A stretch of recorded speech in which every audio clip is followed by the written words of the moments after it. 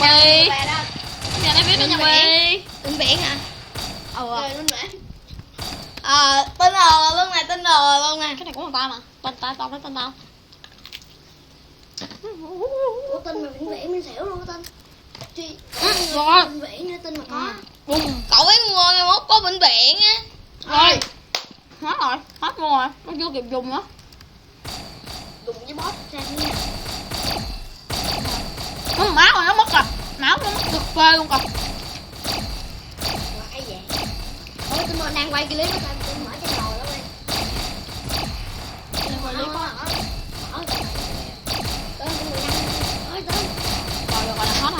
Rồi hết được xài đó. Đang quay clip á. Video bà nội. Quay video á, một cái anh nói chuyện. Bạn nhớ lên tao ra. Rồi. Tiếp. Review.